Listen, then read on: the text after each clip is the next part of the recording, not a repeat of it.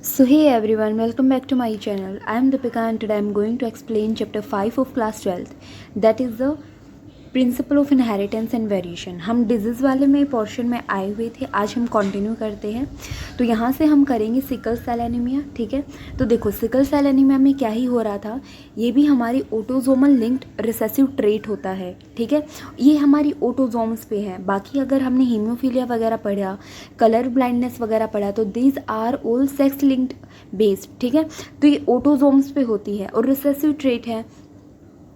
तो ये पेरेंट्स से ऑफस्प्रिंग में जाती है जब both partners carried for the gene. अगर दोनों पार्टनर्स हेट्रोजाइगस है तभी ये हमारी किस तरीके से जा रही है, पेरेंट्स से ऑफस्प्रिंग में जाएगी। ओके, इस डिजीज़ को कंट्रोल करने वाले जो एलील्स का पेयर है उसको हम कहेंगे HBA/HBS।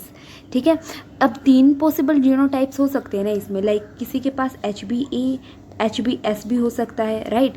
और दूसरा केस क्या है, HBS/HBS भी हो सकता है। तीसरा केस क्या है, HBA/HBA भी हो सकता है। तो 3 पॉसिबल जीनोटाइप्स हमारे बन सकते हैं। ठीक है, मान लो होमोजाइगस इंडिविजुअल्स अगर हैं तो वही ये जो है डिजीज़ करेगा। लाइक अगर ये है तो ये हमारा डिजीज़ नहीं करेगा क्योंकि ये रिसेसिव है। ठीक है, अगर डोमिनेंट होता तो पक्का डिजीज़ करता। और अगर HBA/HBA है तो भाई तब तो नॉर्मल ही है ना। लेकिन अगर हमारा HB का मतलब हीमोग्लोबिन है, यहाँ पे HBS और HBS है तब ये हमारा डिजीज़ करेगा। सिकल सेल एनीमिया हम इसको बोलेंगे। ठीक है, तो हेट्रोजाइगस अगर है तो इसमें ये अनअफेक्टेड है। क्यों? क्योंकि ये जस्ट कैरियर है। इसके पास 50% प्रोबेबिलिटी होती है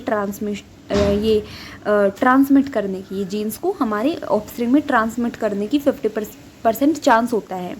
ठीक है, बट ये अनअफेक्टेड है, इसको कोई फ़र्क नहीं पड़ेगा, ये ध्यान रखना इसमें, क्योंकि ये रिसेसिव है। अब है आगे चलते हैं, the disease is caused by. अच्छा, ये डिजीज़ होती क्या है इसमें, तो इसमें देखो हमारा जो ग्लूटामिक एसिड है ना, यहाँ पे आप आराम से इसमें देख सकते हो,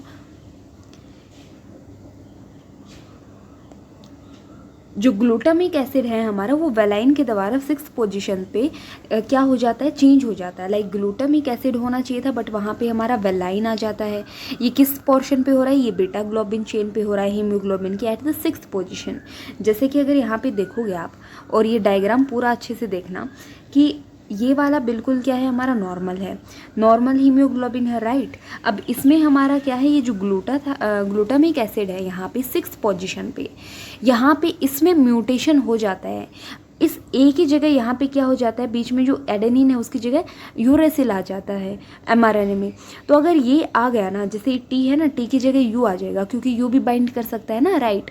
तो अगर ये हुआ तो हमारा वेलाइन हो जाता है, वेलाइन बनेगा यहाँ पे। और ड्यू टू दिस ट्रांसमिशन जो हमारी ये शेप ऑफ हीमोग्लोबिन है या जो RBC है वो हमारी क्या हो जाती है, चेंज हो जाती है, सिकल टाइप हो जाती है। ठीक है, साइड इफ़ेक्ट्स तुमको पता ही है, ये कितना अच्छे से ऑक्सीजन ट्रांसमिट करेगा, ये नहीं कर पाएगा अच्छे से। ठीक है, तो ये चीज़ इसमें होने को देखने को मिलती है। अब इसमें आगे पढ़ते हैं, ये कह रहा है कि जो सब्सटीट्यूशन अमाइनो एसिड का वो क्या होता है, सिंगल बेस सब्सटीट्यूशन है ना। ए की जगह क्या ए का जो है वो यस, ए की एडेनिन की जगह क्या आ रहा था, हमारा यू आ रहा था। ठीक है, ये चीज़ है, सिंगल बेस सब्सटीट्यूशन हो रहा है। तो GAG ये वाला था, उसकी जगह GUG आ जाएगा। अब जो म्यूटेंट हीमोग्लोबिन मॉलिक्यूल है वो पॉलीमराइजेशन में जाएगा, लो ऑक्सीजन, सिंपल सी बात है, जिसकी वजह से उस RBC की शेप बाइकॉन्केव होती थी और अब सिकल शेप हो जाएगी। ठीक है, तो इसमें और कुछ नहीं है, बस यही चीज़ इसके बारे में बता रखा है। ठीक है, तो आई होप सिकल सेल जो म्यूटेशन है या जो एनीमिया है वो आपको समझ आ गया होगा। 4 बात मेन रखनी है, देखो कोई भी चीज़ पढ़ते हो उसमें 4 लाइन मेन रखो। ठीक है, मेन बिल्कुल main, like autosome recessive trait है। ठीक है, ये तभी फैलेगा जब HBS वैरायटी देखने को मिलेगी, तभी इसमें डिजीज़ हो सकती है। तीसरी बात क्या है, ग्लूटामिक एसिड इसके अंदर 6th पोजीशन पे वेलाइन में कन्वर्ट हो जाता है। ठीक है, 4th बात क्या है इसमें, जैसे कि वही चीज़ें सिंगल बेस सब्सटीट्यूशन होता है, इसी को बोलेंगे।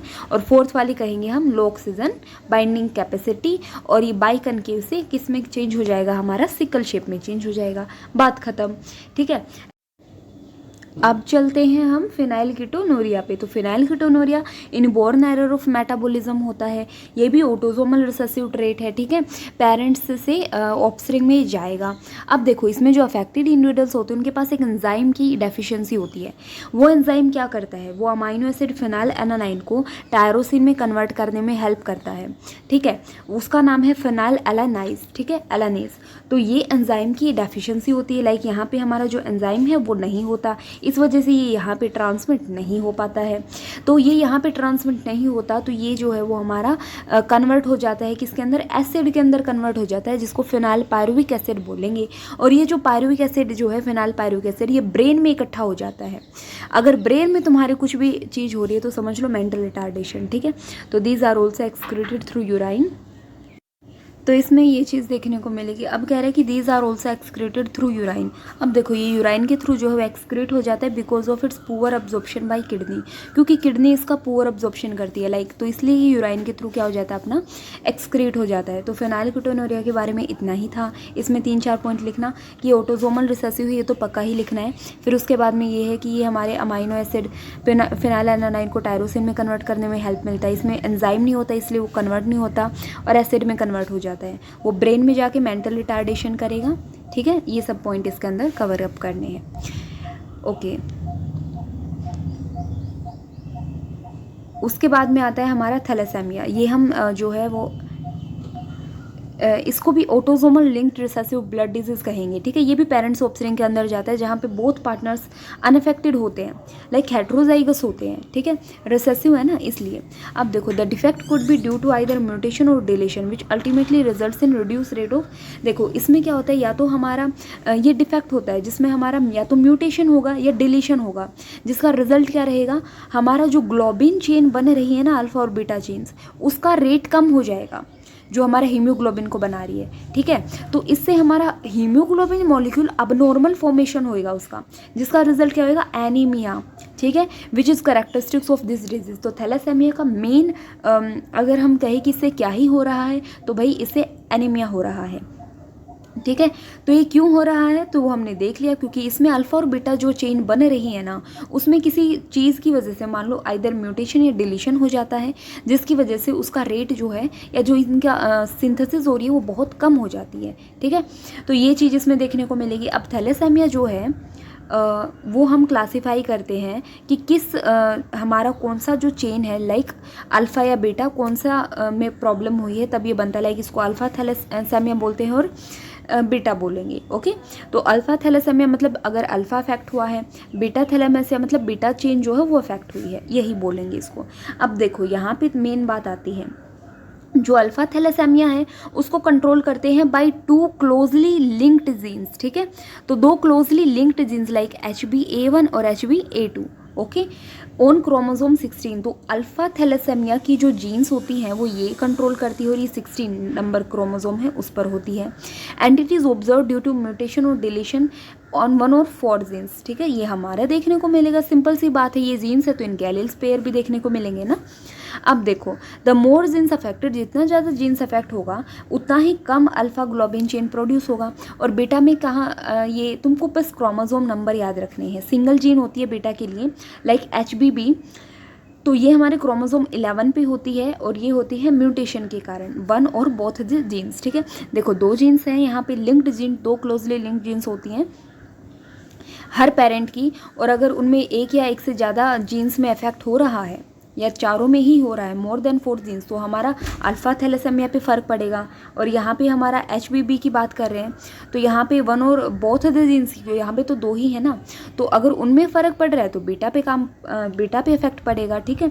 तो थैलेसेमिया जो है वो सिकल सेल एनीमिया से डिफर होती है, कैसे, क्वांटिटेटिव में, लाइक देखो उसमें तो हमारा नॉर्मल सब कुछ हो रहा था, बस वहाँ पे क्वालिटी ख़राब मिल रही थी, राइट। लेकिन यहाँ पे क्या है, हमारी क्वांटिटी ही नहीं है, क्वांटिटी ही बहुत कम है। तो ये बहुत मेन फ़र्क होता है, लाइक थैलेसेमिया और सिकल सेल एनीमिया में, ये तुम देख लेना, ओके, कि थैलेसेमिया जो है उसमें क्वांटिटी कम है, और जो बाद वाला है उसमें क्वालिटी बिल्कुल ख़राब हो जाती है। सो यहाँ पे हमारा ख़त्म होता है। अब हम क्रोमोसोमल डिसऑर्डर जो है वो नेक्स्ट लेक्चर में ही करेंगे।